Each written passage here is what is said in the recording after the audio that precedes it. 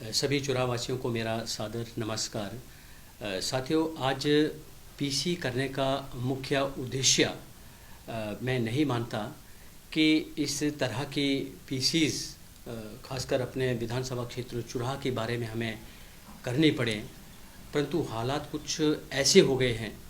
कि इस तरह से अपने इलाके की विकास को लेकर आगे ना आके कुछ ऐसे मुद्दों पे लोगों के समक्ष मुझे आना पड़ रहा है जिससे मुझे खेद हो रहा है। सब जानते हैं कि पिछले 2-3 दिनों से एक मुद्दा काफ़ी हाईलाइट, बाकी इस वक्त जो मूल विषय बनता है, क्योंकि सोशल मीडिया पे आपने देखा है कई लोग जज बन चुके हैं, कई लोग फिलोसफर बन चुके हैं कि ऐसा होना चाहिए, वैसा होना चाहिए। विषय है कि हमारी माताएं व बहनें इस तरह के लोगों से कैसे सेफ हों, उनके लिए कार्रवाई होनी क्या चाहिए। इससे पहले कि हम एक फिलोसफर की भूमिका में आएँ, हम एक जज की भूमिका में आएँ, आप बिस्तर में बैठकर किसी के चरित्र के ऊपर किसी प्रकार की कोई भी छींटाकशी कर रहे हैं, चाहे आप व्यवहार को लेकर बात करो, चाहे आप चरित्र को लेकर बात करो, चाहे आप बात करने के लहजे से लेकर बात करो, हर तरह हर पहलू से जहाँ से भी आप देखो, हर जगह गलती आप ही की क्यों निकलती है। तो मैं माननीय मुख्यमंत्री महोदय से 2 हाथ जोड़कर ये विनती करूँगा कि इस मामले की गहनता से जांच हो, इसके लिए एसआईटी का गठन किया जाए।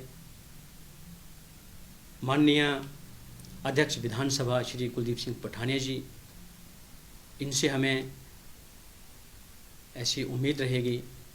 कि जो चुराह में हर घर में बेटी बच्ची बहू जो अपने आप को असहज महसूस कर रही है, इस मामले की गहनता से जांच हो। और मैं जो हमारे लीगल एड सर्विसेज होती हैं उसके माध्यम से है, और किसी बहन को लेकर, किसी की बेटी को लेकर इतना हाईलाइटेड है कि लगभग इस वक्त ये पूरे हिमाचल प्रदेश का या पूरे नेशनल का एक मुद्दा बन चुका है, जिससे मैं इलाके का प्रतिनिधि होने के नाते अपने आप में भी ये महसूस कर रहा हूँ कि बड़े लेवल पर जो है वो हमारे विधानसभा क्षेत्र चुराह का नाम बदनाम हो रहा है। हालांकि जो मेरे साथ ये शख्स बैठे हैं, जो पीड़िता है उसके पिता हैं, और ये मामला लगभग 1 साल पहले से चला आ रहा था, और इस अभी जो रिसेंटली मामला हाईलाइट हुआ है इसमें 2-3 दिन से मैं बिल्कुल चुप रहा, और परत दर परत इसकी जानकारी मैंने हासिल करी, और आज मुझे लगा कि इस मामले में हमें बोलना चाहिए, क्योंकि एक प्रतिनिधि होने के नाते नहीं, एक रिप्रेजेंटेटिव होने के नाते नहीं, एक इंसान होने के नाते, क्योंकि मैं माताओं का, बहनों का बहुत आदर और सम्मान करता हूँ। किसी भी बेटी या बहू या माता की इज्जत दाव पे आएगी तो हम वहाँ बोलेंगे, हर हालत में बोलेंगे, हर सूरत में बोलेंगे, और सच्चाई क्या है उसको जानने की कोशिश करेंगे। अगस्त 2024 में एक लड़की के द्वारा चुराह के विधायक के खिलाफ एफआईआर दर्ज की जाती है, और एफआईआर दर्ज होने के बाद 164 के तहत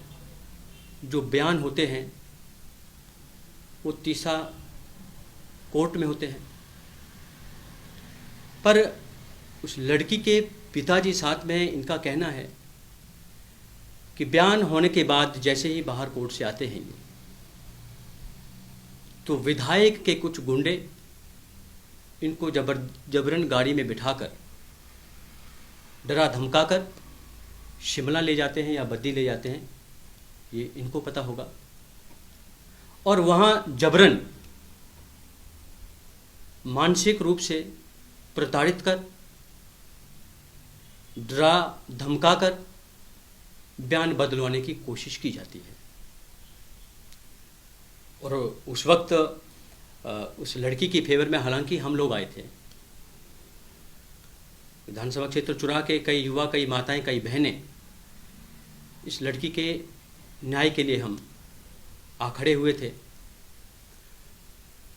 परंतु जैसे ही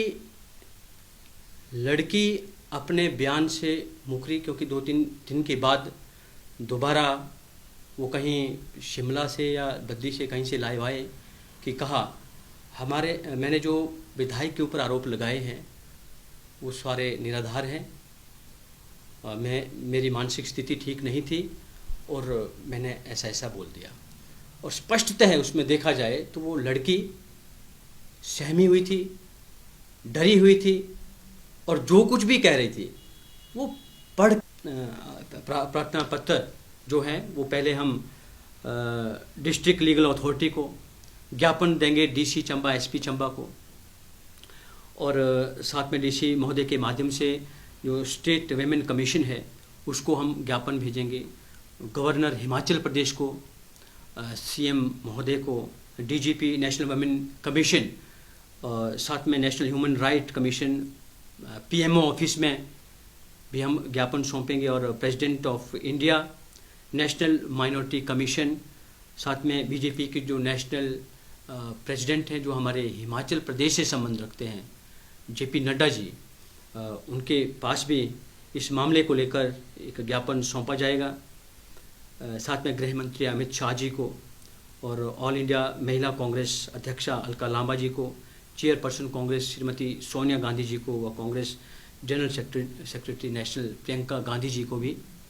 हम ज्ञापन के माध्यम से इस मामले के बारे में अवगत करवाएंगे और इसमें गहनता से जांच की मांग हम करेंगे। और इसमें आरोपी जिसके ऊपर आरोप लगे हैं उसके मोबाइल को लेकर, उसकी कॉल रिकॉर्ड्स को लेकर, उसकी व्हाट्सएप चैट्स को लेकर अभी तक पुलिस ने क्या कार्रवाई की है, उसकी सीडीआर डाटा वो मैच किया नहीं किया, जो जिस ऑफिस में ये गए इनके साथ कौन कौन से लोग थे, उनके साथ वो सीसीटीवी फुटेज जो थाना प्रभारी होते हैं उनको वो लगभग केस होने के 18 महीनों तक संचित करके रखने पड़ते हैं। ऐसा एक हमारे पास में सुप्रीम कोर्ट का वर्डिक्ट है, परमवीर सिंह सैनी वर्सेस बलजीत सिंह केस का, जो 2 दिसंबर 2020 का सुप्रीम कोर्ट का वर्डिक्ट है कि जहाँ जहाँ पुलिस थाना है और जो भी शिकायत करता आते हैं उनके साथ कितने लोग आए हैं, उन सब का सीसीटीवी फुटेज का रिकॉर्ड लगभग आगामी 18 महीनों तक रखने की ऐसी परामर्श उनके द्वारा सलाह उनके द्वारा दी गई है। तो मैं पुलिस से भी ये चाहूँगा कि उनकी जो भी कार्यप्रणाली पीछे रही है उन्होंने ये सब कायदे से किया है या नहीं किया है, और एसआईटी का गठन होने के बाद इस सब चीज़ की जांच इस मामले में होनी चाहिए। बाकी हम आप लोगों के साथ न्याय दिलाने के लिए जो भी पीड़ित है, कोई पीड़िता है, कोई लाचार है, कोई असहाय है, आपके साथ हमेशा कंधे से कंधा